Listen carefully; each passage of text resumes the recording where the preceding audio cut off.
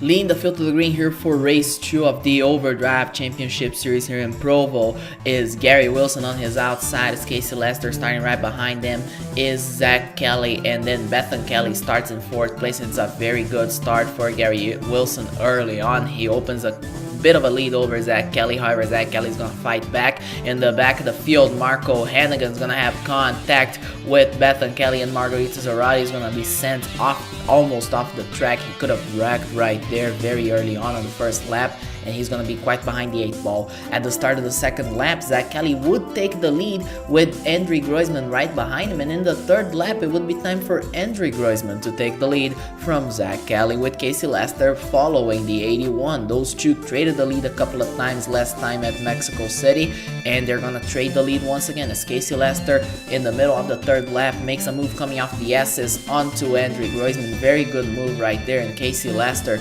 is the new leader of the race here in Provo. In the meantime, Stasha Filipova had a very solid start, while Gary Wilson is going downhill very early on as well.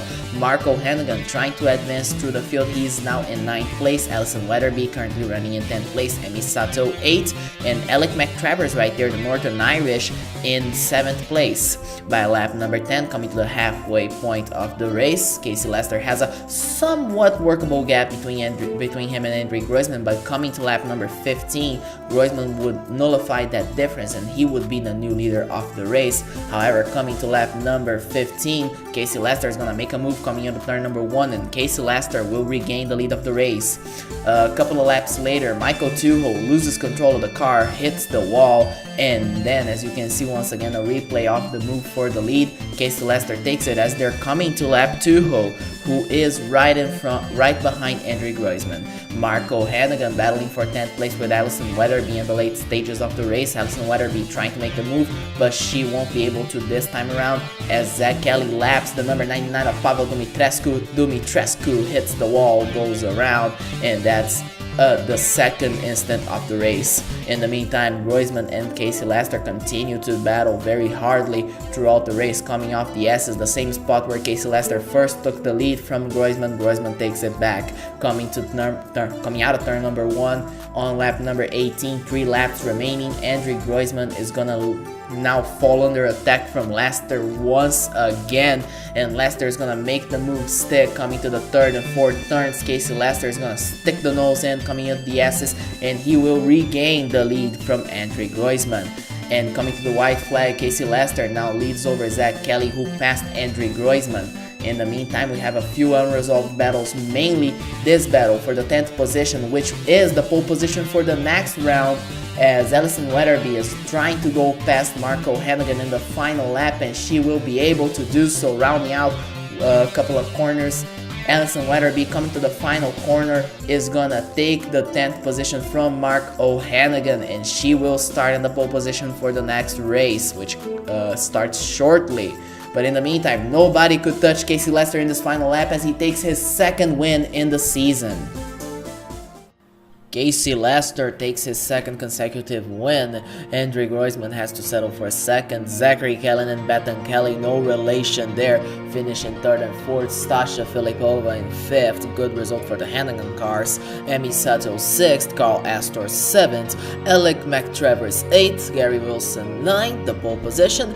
And Allison Weatherby makes up 2 positions to end in 10th place, meaning she will start the 2nd race on the pole position.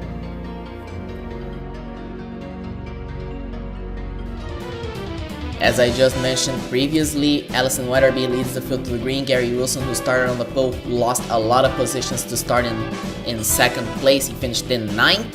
And Alec McTravers starts in 3rd place, with Carl Astors having a very strong start. But at the end of the first lap, Allison Weatherby already falls under threat from McTravers, and coming to turn number 1, McTravers goes by Allison Weatherby, with Carl Astor following right behind. And Astor is going to take the 2nd position with the help of the 39 of Bethan Kelly. No, that's the 93 of Margarita Zarate. The Williams Racing Team cars look very much alike. We need some sort of color change in those cars, or else we're not going to be able to tell them apart, as the number 21 already reclaims the lead on the claims the lead on the second lap. There's the contact between Aoi Mizushima and Douglas Martins on lap number 3. Martins goes into the gravel trap, cannot brake, hits the tire wall very hard, and his day will be over very soon.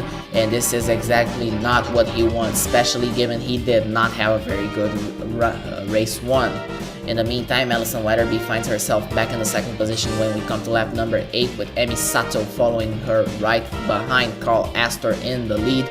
Casey Lester, winner of the first race, brings Andre Groisman, who finished third, together with him in the battle for 6th place, as by lap number 10, opening lap number 11, Alison Weatherby is going to make the move over Carl Astor. It will stick, and Alison Weatherby will reclaim the lead.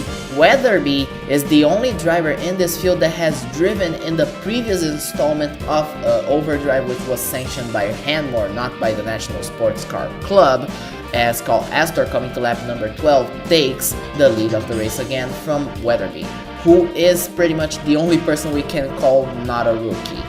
In the meantime, Astor now falls under threat from his own teammate Emi Sato by lap number 15, and Sato at the end of the lap is gonna make the move stick as she comes to lap Michael Tuho, who has been quite slow, and let's see if he wrecked again, because I believe he did indeed wreck once again as he lost control. Maybe the car just wasn't working, but that wouldn't justify Alison Weatherby running so well. In the meantime, Weatherby uses her teammate as a pick to go by Carl Astor as Tuho goes off, and he hits the wall very, very hard, and his race takes a turn from bad to worse, and now from worse to terrible, as he now completely lost the field. Coming to the white flag, Emi Sato leads the way, Alison Weatherby in second place, fighting with Carl Astor, trying to hang on to that position. Sato is pretty much unopposed, will win the race, with Weatherby and Astor closing the podium. A very important win for the ATK Racing team, as Emi Sato finishes in the first position, beating pole position Alison Weatherby to the line.